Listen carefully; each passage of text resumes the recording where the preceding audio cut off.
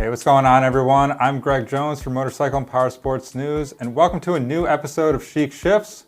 Joining us, as always, is Sean Rucker of SportBike Chic. And today, Sean, we're talking about a topic that everyone can relate to, whether they ride or don't ride, and that's overcoming fear. Now, specifically, we're going to be talking about the fear of riding, but, whether it's swimming in the ocean or a sports injury or, whatever it might be, and having to bounce back and overcome that fear, I think people can relate to that.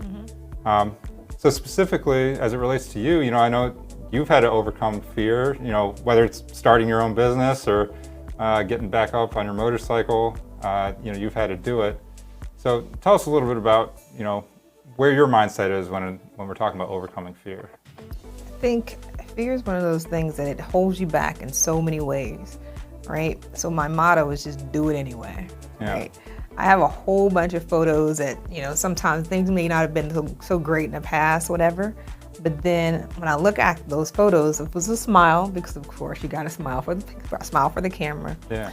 But you do it anyway, right? No matter how afraid you are, no matter if it's a good day or bad day. When I first started riding motorcycles, I wasn't sure what I was going to do. I wasn't sure where this path was going to take me. Sure. And I didn't necessarily have supporters that were like, oh yeah, you can do it. Let's go ride this motorcycle. No, not at all. So it's more so about being in touch with yourself and wanting it more than you want to hold on to your fear. Absolutely. So when I teach people, when I'm doing some coaching for motorcycle safety, we always talk about what happens if you're afraid of this, if you're afraid of that, you got to be able to trust. Find the trust. You have to be able to trust your bike. You have to be able to trust yourself, trust your training, trust that you know what you're doing, and then build upon that. I refuse, put it that way, to live based on fear. Yeah. At some point, you have to get out of bed in the morning. At some point, you have to show up and be present and look through your turns.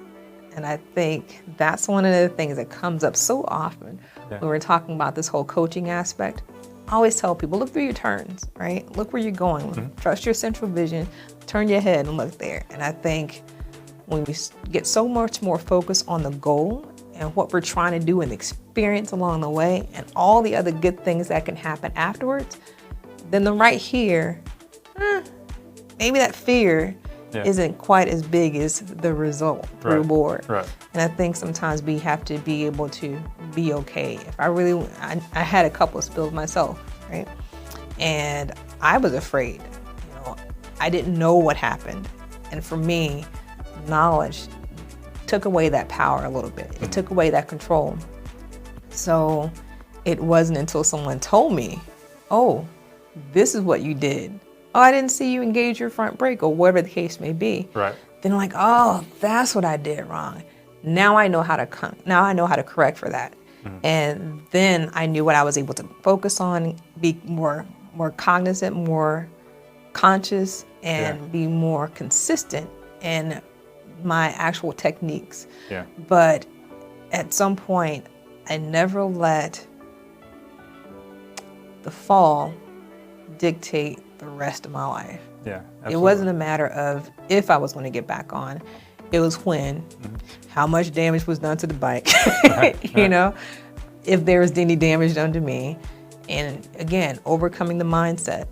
It's not, sometimes if you don't know, now you're kind of walking around on thin ice or riding along very cautiously, and until you kind of get your wings again, get your legs again. But at the same time, you just never stop. Yeah. Do it anyway, do it afraid. Now, Sean, you brought something up, whether you're a new rider, just starting, or someone that wants to get into riding, or whether you're a veteran rider, you mentioned training and just understanding, what you're doing out there on the road. And I think that's something that maybe people take for granted or don't keep up with over the years. And, they can start to develop a habit that might not be the best.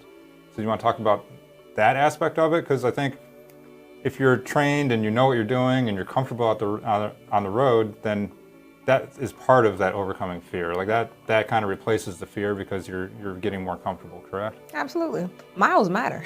Seat time matters. Doing something over and over again, it matters.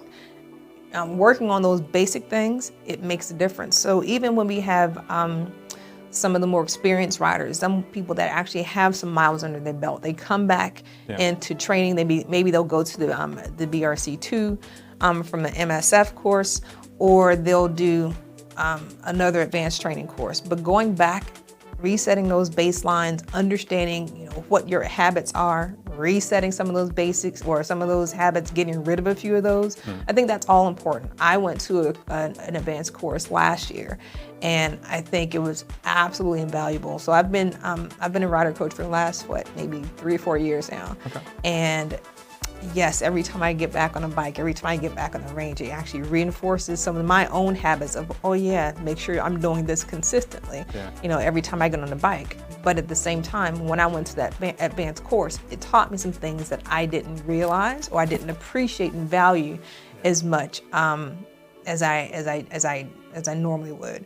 So having that training, having that coaching, always learning, I think that allows you to have a more comfortable ride, because you're always going to learn. Every time you get on a motorcycle, you should always practice something. So whether it's having a smoother stop, whether it's your stopping distance, whether it's looking through your turn, I think those are the basic things that actually help you become a stronger rider, making sure you have that foundation in place, and you're able to continue on and build on those and adapt that to whatever motorcycle you have. So when I came down here, it was raining, it was wet, it was dark outside, and of course... Not ideal conditions. Not ideal conditions. You're in the mountains and you're trying to figure out, you don't know necessarily where you're going, you just know the road's gonna go someplace. And, I had to go back to the basics. Instead of actually looking straight ahead, where am I going?